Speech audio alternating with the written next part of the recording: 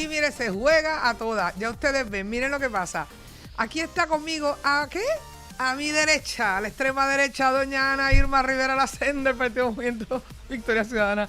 ¿Cómo se siente estar a la extrema derecha? Todo según un punto de vista. Si yo vino de allá para acá, yo estoy a la extrema izquierda. Bueno, no me ubico ahí. Pero a mi extrema izquierda está Luis Dávila Fernández del PNP. ¿Cómo estás, Un Luis? placer estar aquí con ustedes. Bueno, y en el mismo centro.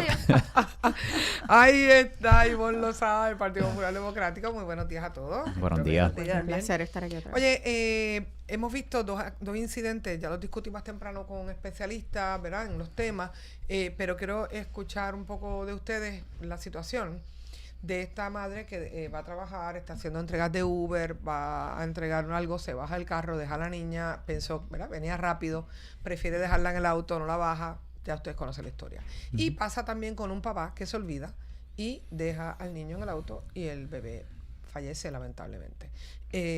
Muchos se han levantado el que somos punitivos, pero no de ninguna manera somos un gobierno o un país que tenga esta prevención, ¿verdad? No tenemos educación sexual para que la niña no quede embarazada, no tenemos una educación, ¿verdad? Antes se daba, no sé si todavía se da, me pueden llamar y decirme una cosa que daban que no fue en mi época, fue después cuando mi sobrino, de paternidad o maternidad responsable, que le daban un bebé y llegó con un bebé a casa, y digo, ¿qué caramba tú haces con un bebé? En mi época ni eso tampoco era. Así que, ¿qué reflexión, Ana Irma? Bueno, educación para que las niñas no queden embarazadas y para que los niños no embaracen. Correcto. Mira, todo esto me trajo recuerdo de que el gobernador Pierluisi vetó un proyecto, que era el proyecto de Senado 223, para cuantificar el trabajo no remunerado y tuviéramos aquí una guía de exactamente dónde está el asunto. Se aprobó en Cámara y Senado, él lo vetó.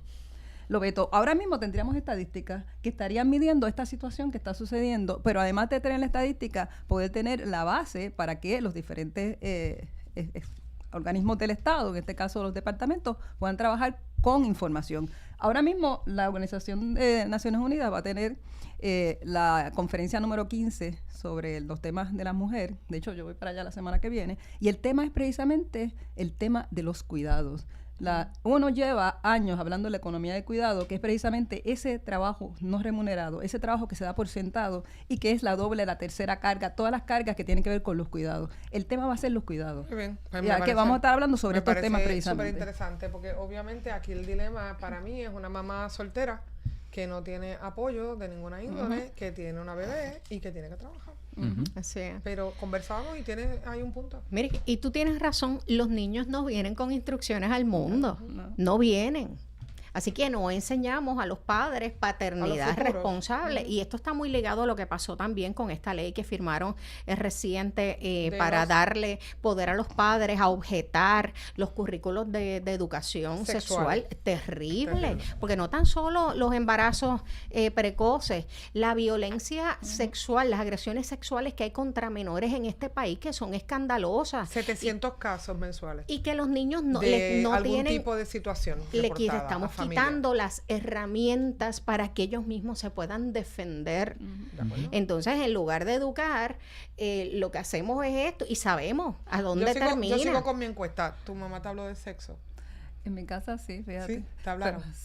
Pero más en la escuela. Cuando yo estudiaba había un curso donde nos daban mucha la clase de educación salud. sexual. Yo me acuerdo de la clase de salud. Pero mira, ¿de salud o tus papás se sentaron a hablar contigo de sexo? Pues mira, no, mis padres no estaban, honestamente mi papá no estaba en el panorama, estaba siempre en la calle. Mi mamá un poco era mucho más open, pero sí en la escuela. Yo recuerdo mis clases de salud que hablábamos mucho de sexualidad. ¿Tu papá? Me hablaron y me regalaron un libro también. Y lo recuerdo, y era lo básico. Y era gráfico también. Sí. Pues muy bien. Pues cuéntame.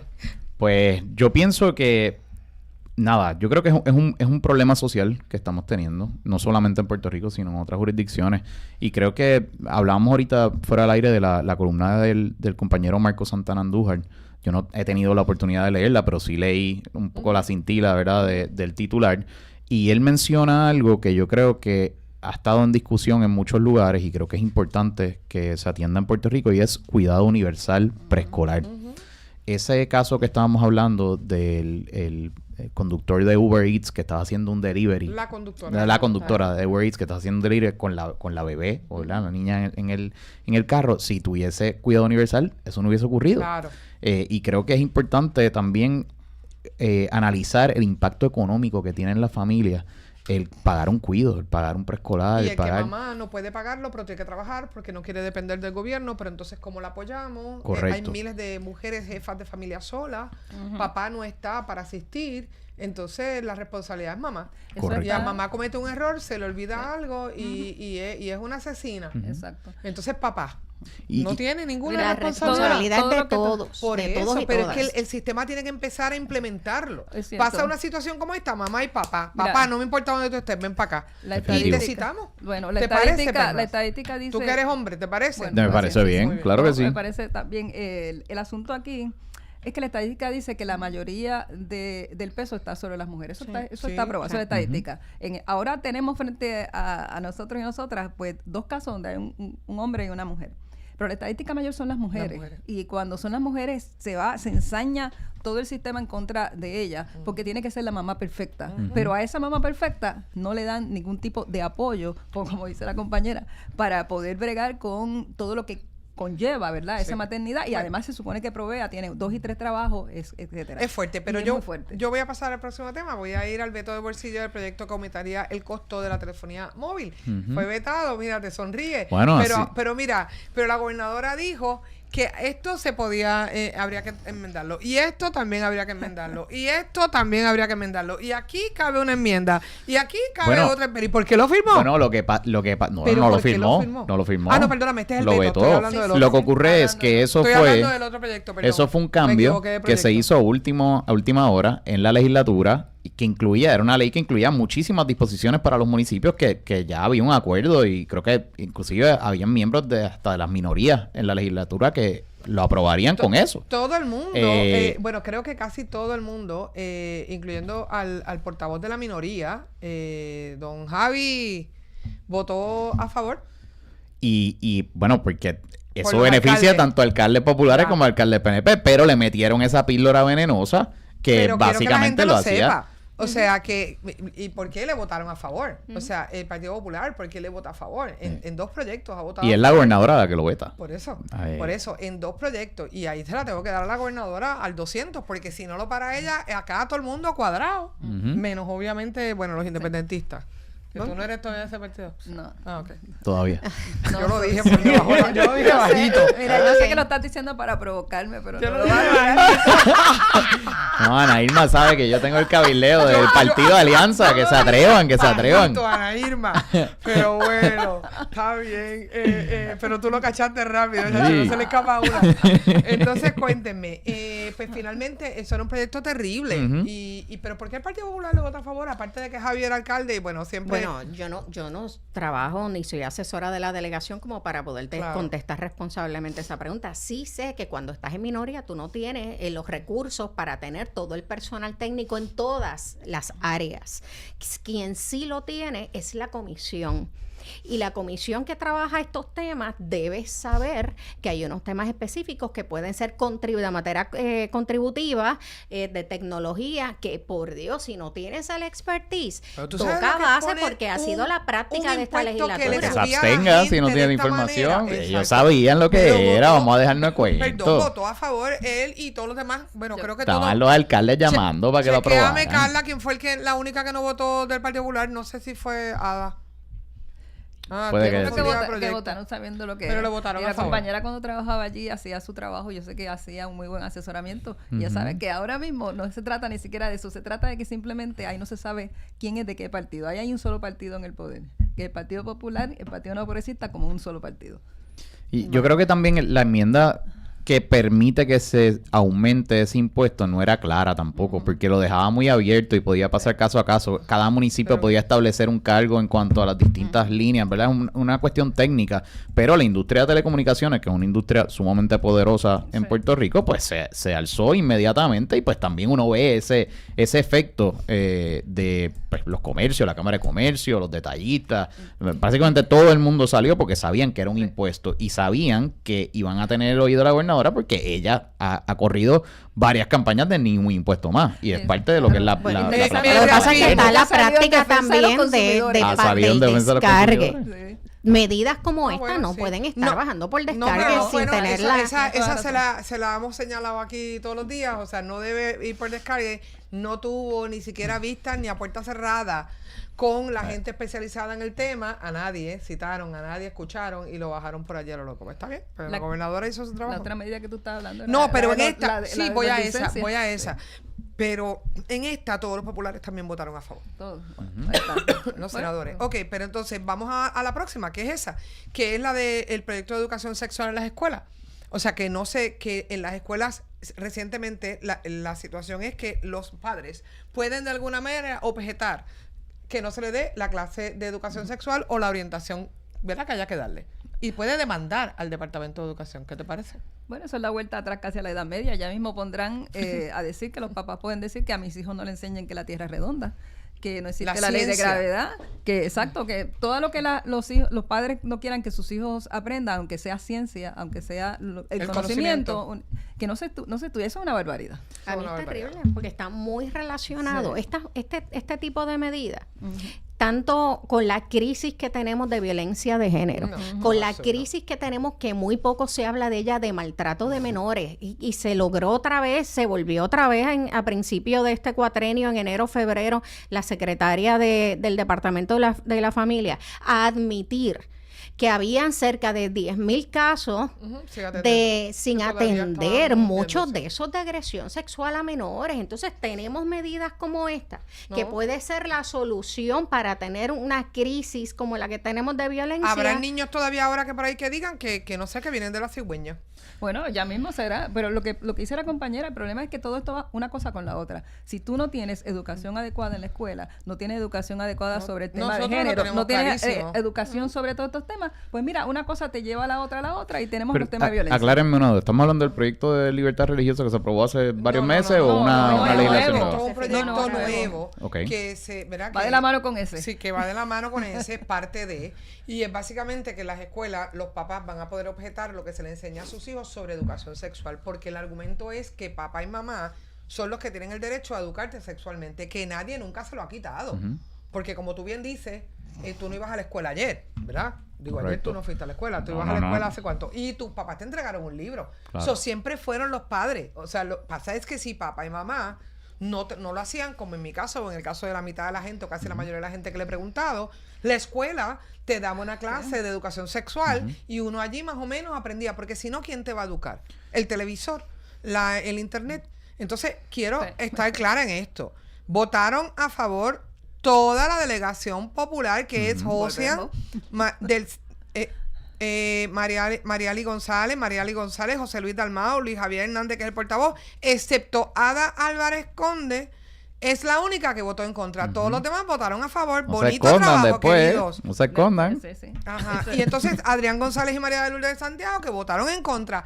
Así que miren, populares, yo no sé al camino que ustedes van, pero algún camino van. Mira, Dios los ampare. Para ser populares se están olvidando de la propia Constitución del Estado Libre Asociado, la han echado al zafacón, porque están legislando con lo que dice en Estados Unidos. En Estados Unidos, pues, hay una posición de que cada estado decida. Claro. Cada estado decida. Pues aquí no hay que decidirlo así. Pudieron haberse ido en lo más liberal usando la Constitución de Puerto Rico, pero no, se van a lo mínimo. La que estaban celebrando hace 2 semanas. Imagínate. Pues, yo lo traigo a colación. Sí. Yo lo traigo a colación simplemente por la situación una refundación de que siempre hablas de que, ¿verdad? Que el partido, porque el partido que está en el gobierno uno lo critica o el otro lo critica, pero mire, cuando todos están en el mismo bando, pues están en el mismo bando. Sí, esa es la realidad. Lo siento mucho, hablamos con Ivonne Lozada del Partido Popular, con Luis Dávila Pernas del PNP y Ana Irma Rivera Lacén del Movimiento Victoria Ciudadana, y tengo que reconocer que en la Cámara fue distinto. Estamos hablando de los senadores, ¿ok? En la Cámara el Partido Popular votó en contra. Y yo no puedo hablar por el resto del Partido Popular. Yo creo que yo he sido bien vocal y todo el mundo está claro de que yo soy bastante liberal en relación a los temas de política pública social. Pero bueno. Bueno, ¿qué les parece que no se va a designar un FEI para el Departamento de Recursos Naturales? Parece que está bien. ¿Y tú esperabas que lo hicieran? No, yo no, pero yo te pregunto. Bueno, yo creo que estamos viendo cada día más los desastres jurídicos puestos en marcha. Mira, yo creo que podemos decir lo que sea de si nos gusta o no la orden administrativa que se había aprobado por el secretario, etcétera, etcétera, pero yo creo que es bueno que se haya llevado el proceso. O sea, hubo un referido político, en mi opinión, de parte del Senado, y en vez de engavetarlo, en vez de no darle, ¿verdad?, luz, se citaron personas. Aquí hubo un despliegue mediático por semana de lo que fue esa investigación. Sabemos ahora, cuando vemos la conclusión de que no se refiere al FEI, de que él era tarjeta de investigación de todo esto, basado en ese referido que hace el senador Luis Javier Hernández. Y creo que al fin de cuentas el Departamento de Justicia fue responsable y dijo, aquí no hay suficiente evidencia como para yo poder establecer que existe un delito y por ende pues no se ha referido. Creo que es bueno para el público en el sentido de que le da finalidad al asunto, ¿no? Y nuevamente, no estamos entrando en los méritos de si era o no correcta el contenido de la orden administrativa, si beneficiaba a ciertas personas o no. Yo creo que lo que importa es saber, ¿hubo un delito o no? ¿Correcto? Yo creo que no había una ilegalidad. O sea, yo creo que el secretario está en todo su poder de poder aprobar lo que sea, ¿verdad? Aquí lo que se alegaba era que había un pay for play, que él de alguna manera había recibido algún tipo de beneficio para hacer eso, por haberlo hecho, ¿verdad? Cuestionado que lo había hecho tan rápido, ¿verdad? En sus primeros días como secretario, pero a fin de cuentas tenía el poder de hacerlo. Y debemos ser justos de que esto es un issue viejo también. Bueno, esa parte sí, eso es un issue viejo. Es un hombre íntegro, vamos, un hombre íntegro. Es un issue viejo que no se había atendido, Ana. Bueno, eso es cierto, pero yo quiero ver lo que va a pasar con lo que estaban haciendo con la exsecretaria de Recursos Naturales. A ver si tú vas a decir lo mismo. Bueno, yo no creo que la sombra del conflicto, del conflicto de interés aquí es innegable. Sí. Y cómo que se estuviera y archivar casos vinculados a familiares o personas vinculadas a la gobernadora mientras se estaba evaluando la confirmación del secretario de Justicia, por Dios. O sea, mira los números que tienen de favorabilidad o aceptación que tiene Jennifer en este momento, y esto fue uno de los primeros chismes que manchó y marcó la gobernación en los primeros 6 meses, que está destruida. Yo diría que fue el primero, exactamente. Sí. Pero tú lo has dicho, era un chisme, ahí quedó, un chisme. Porque una cosa es eso, y una cosa es hacer un ataque político, y otra cosa es radicarle cargos criminales a una persona que claramente no había hecho. O sea, si tú me estás hablando de que el secretario cogió chavos por debajo de la mesa, o que de alguna manera le dio un contrato a un contratista y por otro lado se estaba beneficiando, o aceptó un regalo, pues mira, esos son conflictos, ¿verdad? Asuntos éticos que merecen todo, que le baje todo el peso de la ley. Pero ya es una cuestión de que él actuó, ¿verdad?, haciendo lo que él entendía correcto como secretario. Pues mire, esto, tú puedes ir a los méritos del contenido de la orden, pero radicarle cargos criminales a una persona, privarlo de su libertad, dañarle su reputación. Bueno, esa parte a mí el FEI no me gusta, y yo la parte que estás diciendo tampoco me gusta. Pero aquí hay un problema ético que tiene que ver con cuando tú ejerces un cargo público, donde tú tienes que tener el nivel bien alto. A mí me parece que eso no es tan fácil como tú lo estás diciendo. A mí me parece que a mí me gustaría leer cuál fue el análisis jurídico y ético que hizo justicia para no hacer el referido, independientemente de la opinión que yo pueda tener del FEI. Pero para eso fue que se creó el FEI. A mí me parece que el FEI hay que hacerle otros cambios. De acuerdo con pero ustedes. A mí me parece que el público ahora mismo debe tener muchísimos cuestionamientos si esa secretaria realmente hizo el análisis o fue otro encargo político. Este chisme, como tú lo llamas, va a tener consecuencias políticas, claro, y definió el estilo de la gobernadora. Entrada. Y de la secretaria de Justicia. Y de todo el gobierno. Exactamente. Bueno, hablando del secretario del Departamento de Recursos Naturales, lo que sí él admite es que están mitigando lo que es lo que siempre se hace. Lo dijo Waldemar Quiles, hablando del sargazo. O sea, no estábamos listos para el sargazo. Ya como ustedes saben, hubo un estado de emergencia por el sargazo, pero no por las mujeres muertas, pero está chévere. Entonces, obviamente, yo estuve en Fajardo. Mira, la cantidad de sargazo que hay allí, o sea, es horrible. Tengo que hacer una nota de que Bloomberg acaba de confirmar la situación que se ha venido, que iba al tema ahora de que votaron unos miembros de la Junta de Supervisión Fiscal. Venía ese tema, así que voy a entrar en él inmediatamente. Desde esta mañana, desde anoche, tarde en la noche, está el run de que esto iba a ocurrir o que había ocurrido. La Junta había salido, para que usted sepa de lo que estamos hablando de la Junta de Control o de Supervisión Fiscal, que básicamente está compuesta por 7 miembros, 5 miembros de esa junta. Supuestamente, se decía anoche, el presidente Trump había pedido que salieran. Esos 5 miembros son 5 que él no había nombrado, se retienen los 2 que él había nombrado, es lo que había trascendido.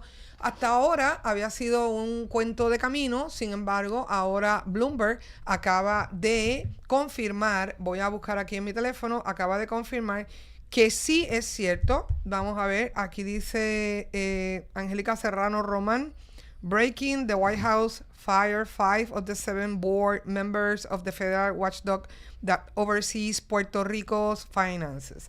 So, ahí está y continúa, pero nada, para que sepamos, esto es una noticia que está rompiendo ahora, confirmada la salida de 5 de los 7 miembros de la Junta de Supervisión Fiscal, así que hay que ver qué va a pasar. ¿Qué ustedes piensan que va a pasar ahora? Pues van a nombrar gente de acuerdo con la mirada que tiene Trump sobre Puerto Rico y la economía. El efecto yo creo que sobre Puerto Rico va a ser todavía peor. Yo creo que va a ser un asunto más duro sobre cuál va a ser los acuerdos económicos para pagarle a los bonistas buitres. Yo no creo que son noticias. La Junta es mala para Puerto Rico. Todo lo que hace es malo para Puerto Rico. Yo creo que si es mucho decir, se va a poner peor. Aparentemente fueron notificados el viernes, acorde con los emails que ha visto Bloomberg. Y obviamente, básicamente esto por los gastos excesivos y las contrataciones en negociaciones, para negociaciones y contratos, así que bueno, parece que la cosa... Bueno, lo primero que sacamos de ahí es entonces que la Junta es mendaz, porque esta mañana hicieron unas declaraciones de que ellos no tenían ningún tipo de... O sea, que los cogieron en la pifia, en la mentira, o sea, que vamos a señalar eso, sean honestos, lo sacaron. Lo cogieron en las vistas públicas últimas, donde salió todo. Y te lo adjudico, está brutal. Que la Junta, si había sido notificada el viernes, saliera esta mañana a decir, o ayer, en la noche, hoy en la mañana, que ellos no habían recibido notificación. Mentira. Hay quien dice que se le fue al spam, no sé. Mira, a los 5. Yo no confío en ninguna de las dos partes. ¿Quién está diciendo la razón? Pues no confiamos en ninguna de las dos partes y tampoco en el manejo que ha tenido esta administración de lo que es información pública. Terrible. Bueno, yo lamentablemente me tengo que ir, tengo la música encima, nos ha cogido este breaking en medio de la cosa, así que los espero próximamente. Hablábamos con Ivonne Lozada del Partido Popular, con Luis Dávila Pernas del PNP y Anaír Rivera Lacén del Movimiento Victoria